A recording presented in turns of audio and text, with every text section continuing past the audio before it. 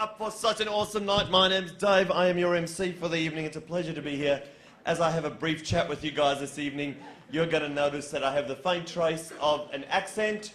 I know we're here for the best of British, but I'm going to level with all of you right now before we even get started. I'm from South Africa. So I thought I might start by saying a few things you've probably never heard a South African say before. So, please.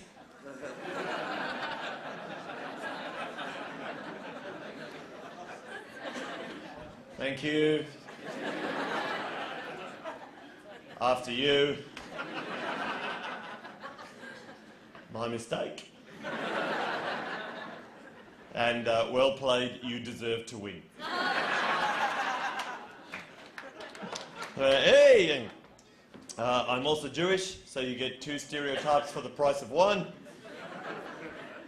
Less for cash. And like all Jewish men, I was circumcised when I was 8 days old. People say, how do you remember that? And I say, because it really hurt. It hurt so much that I couldn't walk for a year.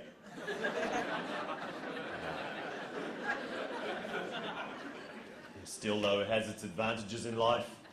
You try getting a Jewish girl to touch anything that isn't 10% off.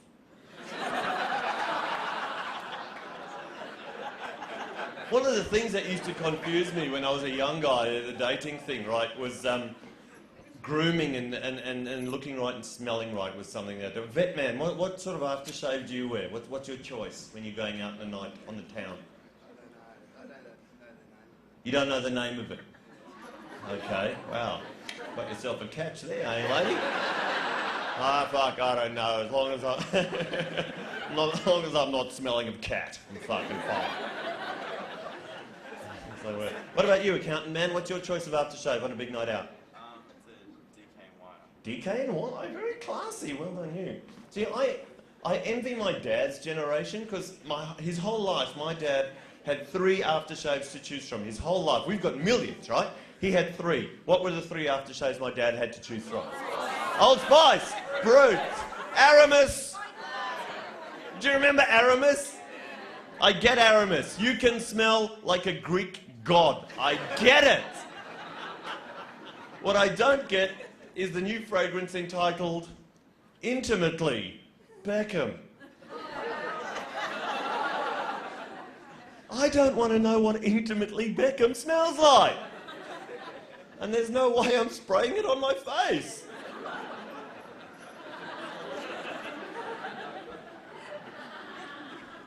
I did that joke at a Mardi Gras comedy festival. And the guy in the front row said, I'd take a squirt.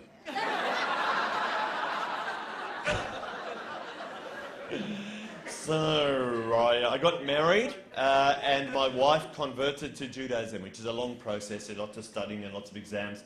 Final question of the final exam, they said to her, name 2 of the prophets. Name 2 of the prophets. She said, net and gross. They went, you are in!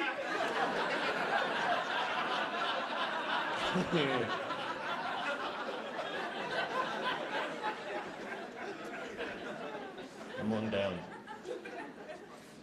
So I've been married 5 years. Is there anyone here who's been married?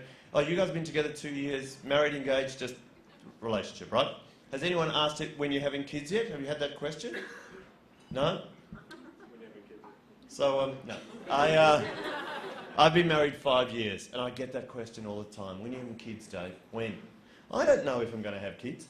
And I don't know, I think when I do, it'll be when I've got something decent to threaten them with, right? Because my mum and dad grew up in World War II. My grandparents grew up in the Depression.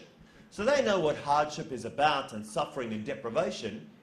And I come from the cushiest generation in history.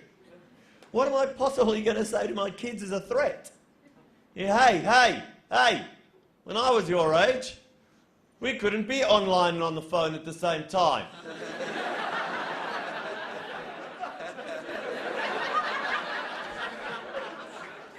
When you don't have kids, fuck, I dropped something. When you don't have kids, you get to travel a lot. I like travelling. One of my favourite places to go is the States. Is there anyone in from the States this evening? Hello. How we go? You can talk to me. It's not the telly. Hello. Where are the people from the States? Whereabouts? Fucking hell! You must be the one and only fucking quiet American in the world.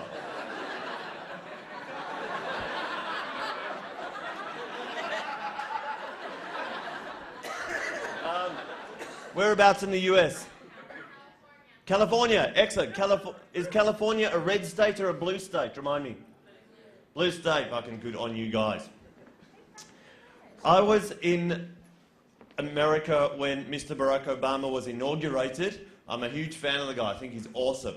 And I saw him do his inauguration speech live. I wasn't there. I watched it on telly, but I still felt I was witness to a beautiful moment in history. His speech was so hopeful and heartfelt, and I thought, wow, this is really, really cool. And then the next day, he was criticised for not paying enough homage to his African-American heritage during his inauguration speech.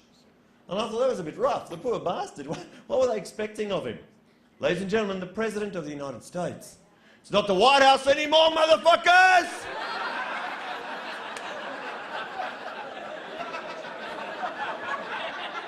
All the ladies in the back, let me hear you go, Obama!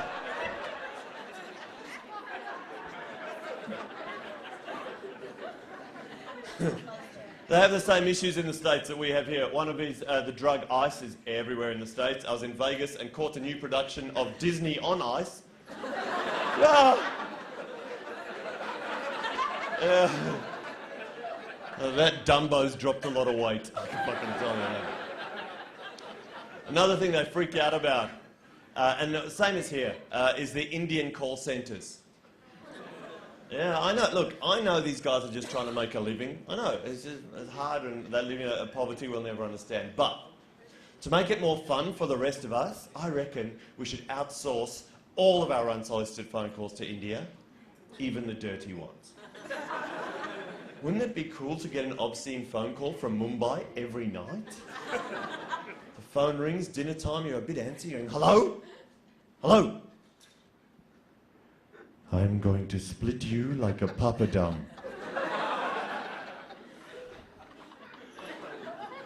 What? Who is this? I'm hotter than a vindaloo and wetter than a monsoon.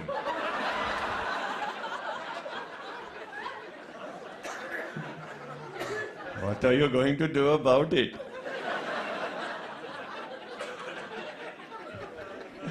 You just know that conversation would end with, thank you, come again.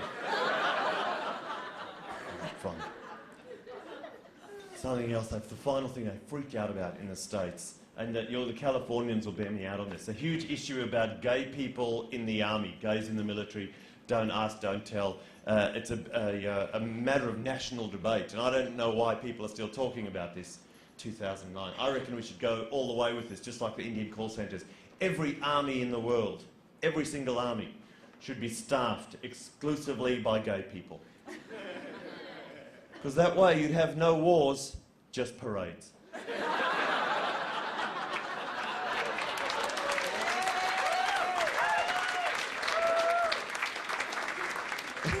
They're not like a nicer world to live in. We can fight, but we don't have to clash.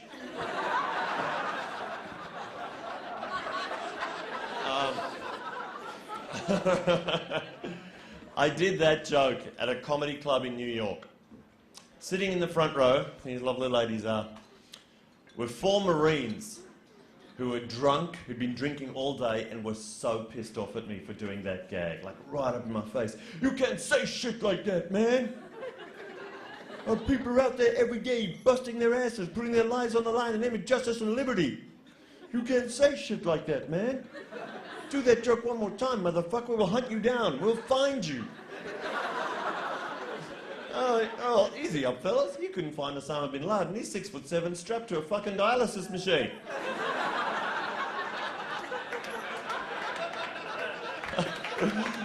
Let's not be making threats.